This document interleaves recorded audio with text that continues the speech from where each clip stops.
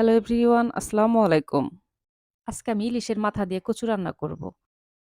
আমি আবার একটু শাকসবজি, কচু এগুলা বেশি পছন্দ করি। কিন্তু অনেকদিন হলো খাওয়া হচ্ছে না, তো ভাবতেছি আজকে কচু রান্না করব। আমি খুবই সাধারণভাবে কচুটা রান্না করব, কিন্তু খেতে কিন্তু অসাধারণ লাগে। কচু ছোট, ছোট করে কেটে ধুয়ে পরিষ্কার করে নিয়েছি। এখন আমি প্যানের মধ্যে কচুগুলা দিয়ে লবণ দিয়ে সেদ্ধ করে নেব। এই কচুগুলা খুবই ভালো, গলা চুলকায় না, আর খুব তাড়াতাড়িও সেদ্ধ হয়ে যায়।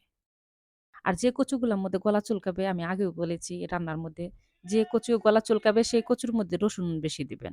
তাহলে দেখবেন যে আর গলা চুলকাবে না। কচুর মধ্যে এখন আমি দিয়ে দেব কাঁচামরিচ আর দিয়ে দেব রসুন কুচি। কাঁচামরিচ আমি একটু বেশি করে দিয়েছি, কারণ কচু শাকের মধ্যে ঝাল না হলে বেশি ভালো লাগে না। একদম বেশি ঝালও না, আবার যে একদম কম সেটাও ভালো লাগবে না। যেকোনো শাক ভাজি করেন বা রান্না করেন, মিডিয়াম জাল থাকবে, দেখবেন যে বেশি ভালো লাগবে। কচু একদম সেদ্ধ হয়ে গেছে। এখন আমি ডাল ঘুটনি দিয়ে গলিয়ে নিব। কচু গলেই গেছে, তার জন্য আর ডাল ঘুটনি দিয়ে গোটা দিতে হলো না। আর যে কচু আপনাদের কাছে যদি না গলে, তাহলে ডাল ঘুটনি দিয়ে গোটা দিবেন। তাহলে দেখবেন যে খুব তাড়াতাড়ি গলে যাবে। কড়াইয়ের চারপাশে যে কচুগুলা ছিল আমি চামচ দিয়ে গলিয়ে দিব। এখন এই কচুর সব পানি শুকাতে হবে না। একটু, একটু পানি থাকলে কোনো সমস্যা নাই। এখন আমি নামিয়ে ফেলবো। যেহেতু আমি এখানে ইলিশের মাথা দিয়ে রান্না করব, তার জন্য এখন নামিয়ে নিয়ে প্যানের মধ্যে দিয়ে দিব সয়াবিন তেল। তেলের মধ্যে আমি পেঁয়াজ কুচি দিব আর দিয়ে দিব রসুন কুচি। যেকোনো ফোড়নের মধ্যে একটু রসুন কুচি দিবেন বা থেতো করে দিবেন, তাহলে দেখবেন যে ফোড়নের অনেক সুন্দর একটা সুঘ্রাণ বের হবে। এখন আমি দিয়ে দিব শুকনা মরিচ।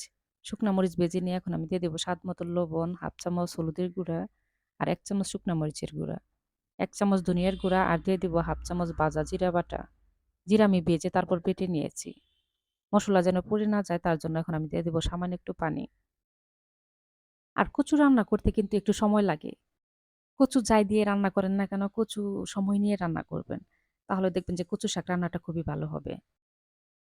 মসলার মধ্যে মাছের মাথাটা আমি খুব ভালোভাবে কষিয়ে নিয়েছি। এখন আমি দিয়ে দিব কচু। কচুর মধ্যে যে এই যে মসলা দেখতেছেন, মসলার পানি, কচুর মধ্যে যে একটু পানি, পানি আছে, তো সব পানিগুলা কিন্তু শুকিয়ে ফেলতে হবে। মাছের মাথা কষানোর মধ্যে আমি একটু ভেঙে দিয়েছি। এখন আমি আস্তে, আস্তে ভেঙে, ভেঙে কচুর সাথে মিশিয়ে নেব। কে কেমন করে কচু রান্না করেন ইলিশের মাথা দিয়ে আমি জানি না। কিন্তু আমার মতন করে একবার শুধু কচু রান্না করে খেয়ে দেখবেন। আমি সিউর আপনাদের ভালো লাগবে। আর আমার এই কচু রান্না যদি আপনাদের ভালো লাগে, তাহলে অবশ্যই আমার ভিডিওতে একটা লাইক, কমেন্ট আর একটা শেয়ার দিয়ে দিবেন। দেখতে, দেখতে আমার কচু রান্না প্রায় হয়ে গেছে। দেখেন কচুর মধ্যে যে পানিটুকু ছিল সবটুকু শুকিয়ে ফেলেছি জাল দিয়ে, দিয়ে। এই কচু রান্না কিন্তু গরম, গরম খেতে একরকম ভালো লাগে, আবার ঠান্ডা হলে আরেক রকম লাগে। কিন্তু ২ টাই ২ রকম। কিন্তু গরম ভাতের সাথে খেতে বেশি ভালো লাগে। সবাই ভালো থাকবেন। আল্লাহ হাফেজ।